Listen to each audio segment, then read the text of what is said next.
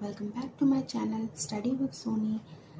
Today we are having a new topic to discuss and learn, and this topic is very important topic in operation research subject. So the topic is assignment problem. So let's discuss and learn the topic. So here we can see that first we need to discuss about the meaning of assignment problem. Assignment problem is a special case of transportation problem. ये क्या है? Special case है, जैसे कि transportation problem की linear programming, transportation problem और क्या कहते हैं ये आपका असाइनमेंट प्रॉब्लम, ये सब जो है एक ही टॉपिक लगभग है, but methods to solve the problem are different.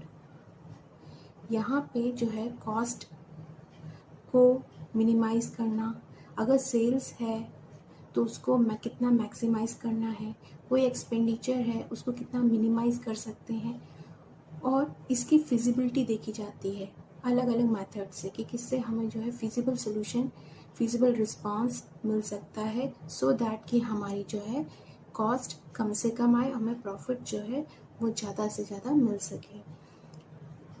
तो फ्रेंड्स, जैसे कि हमने अभी मीनिंग डिस्कस करना है, तो मीनिंग में क्या दे रखा हुआ है? Assignment problem is a special case of transportation problem.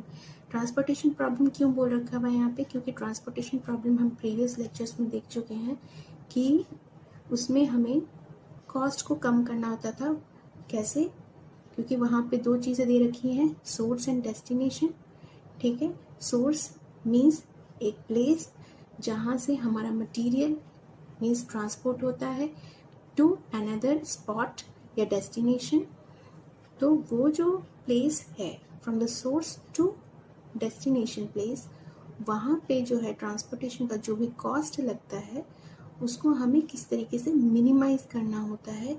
ऐसा शॉर्टेस्ट रूट या ऐसा हमें फिजिबल रूट हमें आइडेंटिफाई करना होता है कि हमारे जो है सप्लाई और डिमांड जो है वो जब फुलफिल हो रही हो तो उसके बीच में जो कॉस्ट आ रही है वो कम से कम आए.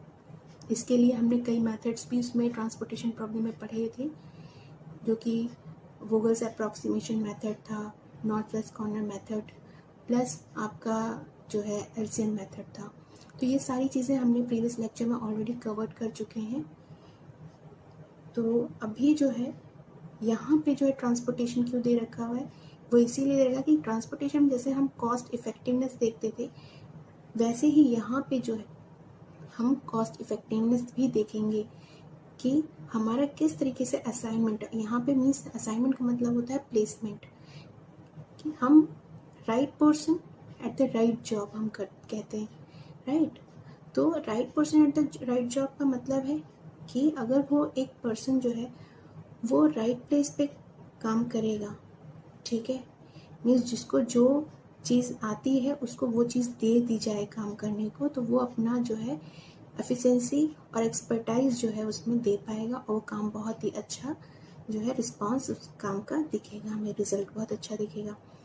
तो वैसे ही यहाँ पे जो है हमें ये जो है असाइनमेंट प्रॉब्लम में ये हमें आइडेंटिफाई करना होता है कि हमारी कॉस्ट जो है वो किस तरीके से मिनिमाइज हो. और अगर सेल्स है तो सेल्स क्या होगा? सेल्स का मतलब है more the sale more the profit towards the company, more revenue will be generated.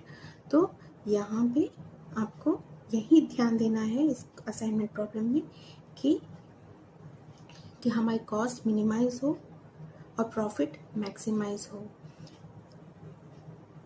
Where the objective is to minimize the cost. ये हम ट्रांसपोर्टेशन प्रॉब्लम में भी करते थे.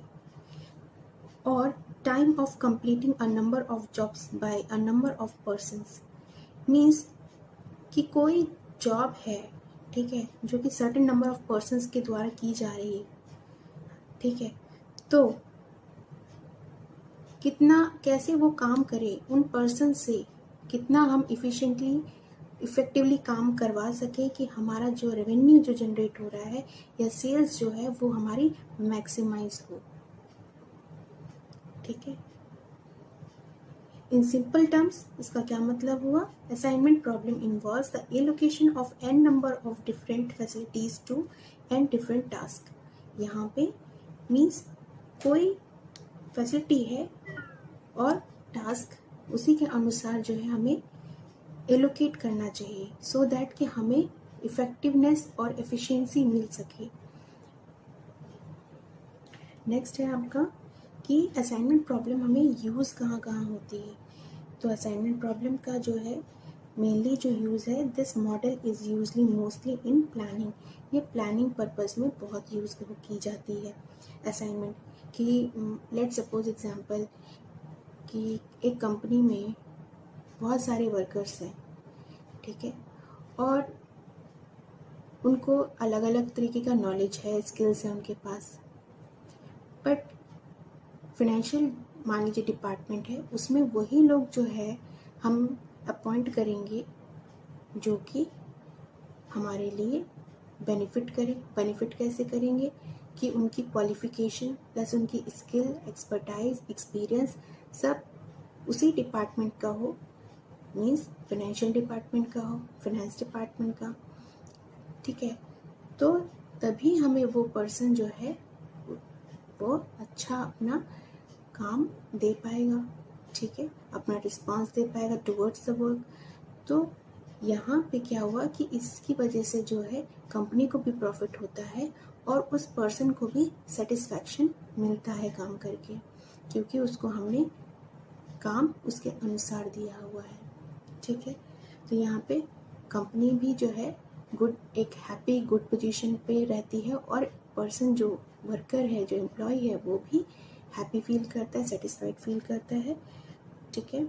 और हम उसकी जो है एक्सपर्टाइज, एक्सपीरियंस और स्किल्स को बहुत अच्छे तरीके से यूटिलाइज कर पा रहे हैं, तो बेस्ट यूटिलाइजेशन ऑफ रिसोर्स कर रहे हैं, ठीक है।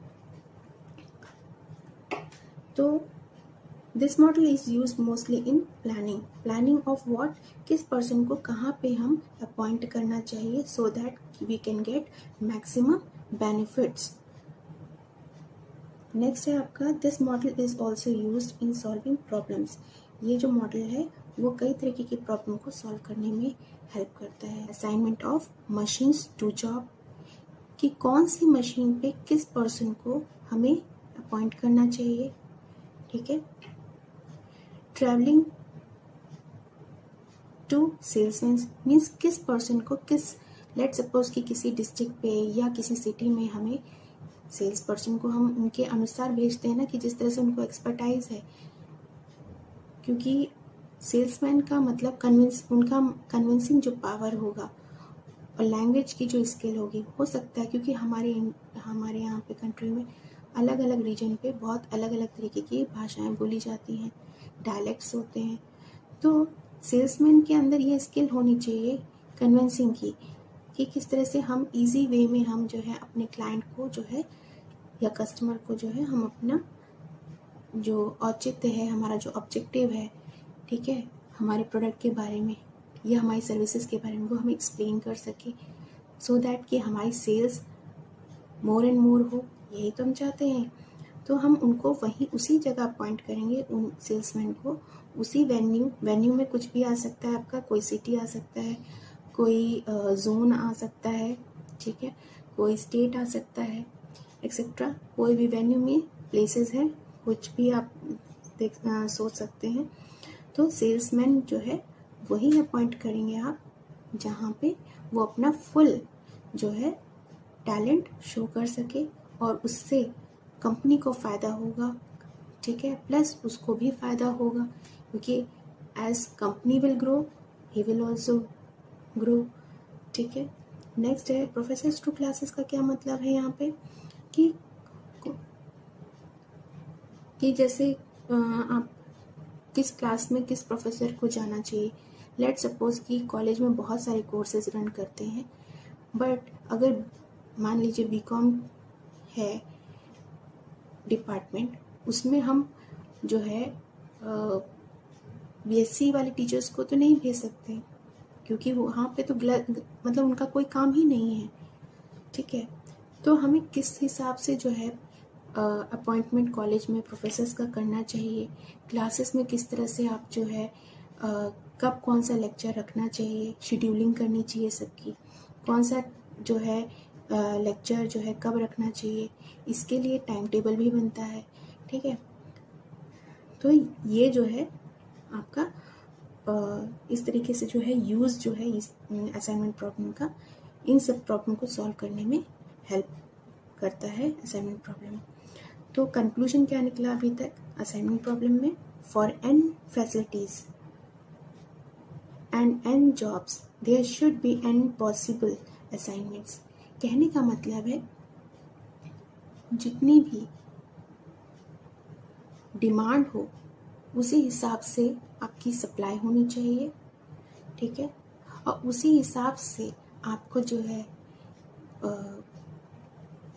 असाइनमेंट भी होना चाहिए। मीन्स अगर मान लीजिए किसी कॉलेज में जो है 5 फैकल्टीज़ की ज़रूरत है, ठीक है, उनका अपॉइंटमेंट करवाना है, तो हमें क्या देखना पड़ेगा कि उसी हिसाब से हम कॉलेज में जो है इंटरव्यू करवाएंगे, है ना, और उन जहाँ जहाँ से जिस डिपार्टमेंट से उन फैकल्टीज़ की नीड होगी हम वहाँ पे उनकी सप्लाई प्रॉपर टाइम पे करवाएंगे।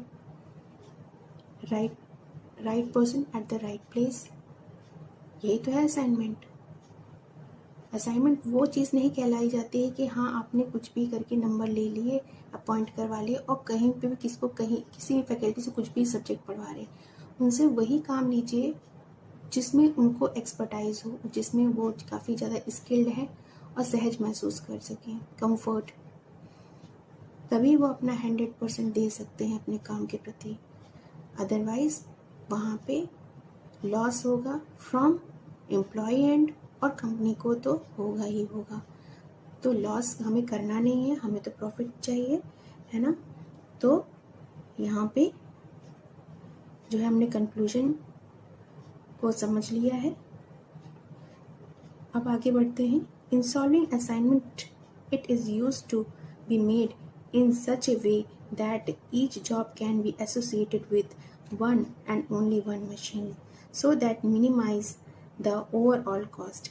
क्या कह रहे हैं कि यहाँ पे हर एक जॉब जो है वो एक मशीन, वन जॉब का मतलब एक्टिविटी कौन परफॉर्म करता है? पर्सन। तो एक एम्प्लॉय को एक मशीन पे जो है काम करने को मिलना चाहिए, ये नहीं कि 2 लोग जो है एक मशीन पे काम करें। इससे क्या होगा?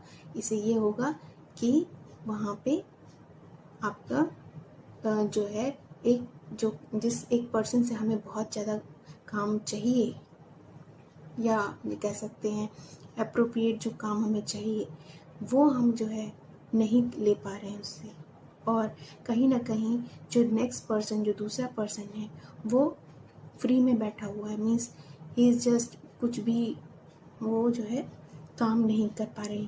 ठीक है, तो ये एक तरीके से अगर हम अपनी रिसोर्सेज का प्रॉपर यूज़ नहीं कर पा रहे हैं, ऑप्टिमम यूटिलाइजेशन नहीं कर पा रहे हैं, तो कहीं ना कहीं हम अपना लॉस ही कर रहे हैं। शॉर्ट रन में तो मे बी ना समझ में आए, बट लॉन्ग रन में ये बहुत बड़ा ड्रॉबैक रहेगा कंपनी के लिए भी और एम्प्लॉय के लिए भी, क्योंकि हम उससे जो है उसकी स्किल के अनुसार जो है हम काम नहीं ले पा रहे हैं। ठीक है, एंड यहाँ पे वो मिसमैनेजमेंट कहलाया जाता है। One and only one machine means एक पर्सन एक ही मशीन पे काम करे, so that minimize the overall cost, क्योंकि इससे कॉस्ट जो है कम से कम जो है आती है। ठीक है, इज गिवन एज मैट्रिक्स। जब हम असाइनमेंट प्रॉब्लम को सॉल्व करते हैं तो असाइनमेंट प्रॉब्लम दिखती कैसे है, इसको इस पैराग्राफ में बताया हुआ है। तो इन्होंने कहा है, इसमें लिखा हुआ है कि कॉस्ट डेटा जो है वो एक मैट्रिक्स के फॉर्म में है। मैट्रिक्स मीन्स टेबल के फॉर्म में होती है, जिसमें कि where rows correspond to jobs, जहाँ पे जॉब एक तरफ लिखी होती है और एक तरफ जो है आपकी मशीन्स होती हैं। ठीक है, मीन्स वर्कर टू मशीन। ठीक है। तो एक तरफ आपकी जॉब और एक तरफ आपकी जो है मशीन्स लिखी होती हैं मैट्रिक्स में। इस तरीके से मैट्रिक्स क्रिएट की जाती है। And there are similar number of rows and columns. और मैट्रिक्स में ये ध्यान दिया जाता है कि जितनी मशीन्स हैं उतने ही नंबर ऑफ जॉब्स हों। Means number of person should be equal to number of machines. ठीक है, means one machine for each person.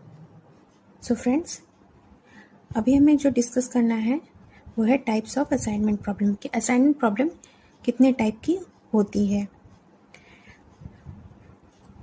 पहला है बैलेंस्ड असाइनमेंट प्रॉब्लम और दूसरा है अनबैलेंस्ड असाइनमेंट प्रॉब्लम।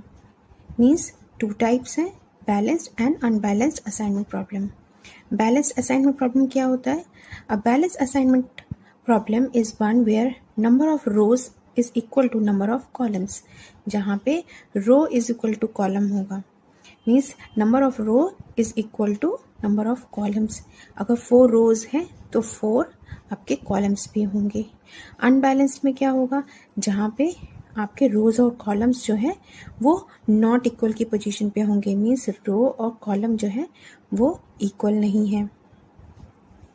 यहाँ पे रो इक्वल टू कॉलम होगा, यहाँ पे row not equal to column. ठीक है, नेक्स्ट एग्जाम्पल देख लेते हैं। Number of jobs are more than number of machines. Number of jobs जो है वो ज़्यादा है और उसके हिसाब से जो है नंबर ऑफ मशीन्स जो है वो कम है। ठीक है, और हमने क्या कहा था कि number of jobs should be equal to number of machines, then only there would be a balance assignment problem. Next, in such situation one has to introduce dummy row. In case जब unbalance situation होती है, unbalance assignment आपको matrix दे रखा होता है question paper में, तो उस समय जो है आप एक डमी रो जो है या एक column according to the need of the question जो है आप ऐड करते हैं अपने सोल्यूशन मैट्रिक्स में, so that row becomes equal to column. So introduce dummy row or columns in matrix to make the matrix balanced with number of rows जो होंगी वो इक्वल होंगे नंबर ऑफ कॉलम्स से। ठीक है, after balanced matrix, after we got the balanced matrix, then we can apply Hungarian method. जब balance matrix हमें जो है मिल जाती है उसके बाद ही हम उसमें हंगेरियन मेथड जो है उसको अप्लाई करते हैं टू गेट ऑप्टिमल असाइनमेंट, ताकि हमें जो है ऑप्टिमल असाइनमेंट जो है मीन्स कौन से पर्सन को कौन सा जॉब असाइन होगा, ये जो है हमें ऑप्टिमलिटी टेस्ट जो है वो क्या कौन सा होता है, हंगेरियन मेथड के थ्रू हमें मिल जाता है। उससे क्या मिल जाता है? ऑप्टिमल असाइनमेंट मिल जाता है, राइट प्लेसमेंट जिसको हम कह सकते हैं। नेक्स्ट है assignment problem cases. Assignment problem means यहाँ पे कौन कौन से केसेस जो है उसमें आएंगे। तो पहला है मिनिमाइजेशन असाइनमेंट प्रॉब्लम केस। एक तो क्वेश्चन इस टाइप का आएगा जिसमें आपको मिनिमाइजेशन करना होगा। Minimization of what? कि आपका कॉस्ट से रिलेटेड। ठीक है, नेक्स्ट है आपका मैक्सिमाइजेशन असाइनमेंट प्रॉब्लम। ये आपका हो सकता है कि सेल्स से रिलेटेड हो या प्रमोशन से रिलेटेड हो। नेक्स्ट है infeasible assignment problem case. Infeasible assignment problem case में जो है इसमें कई ऐसी जगह दे रखी होती है मैट्रिक्स में जो कि ब्लैंक होती हैं, तो वैसे वाले जो है हम क्वेश्चंस देखेंगे हमारे आगे आने वाले लेक्चर्स में। सो फ्रेंड्स, आई होप कि अभी तक का आपको जो है उनका थ्योरी पार्ट वो समझ में आया होगा और आगे मैं न्यूमेरिकल भी जो है लेकर के आऊँगी। तो आप मेरे चैनल को जो है लाइक करिए, सब्सक्राइब करिए और जो है शेयर भी करिए। तब तक के लिए थैंक्स फॉर वॉचिंग माई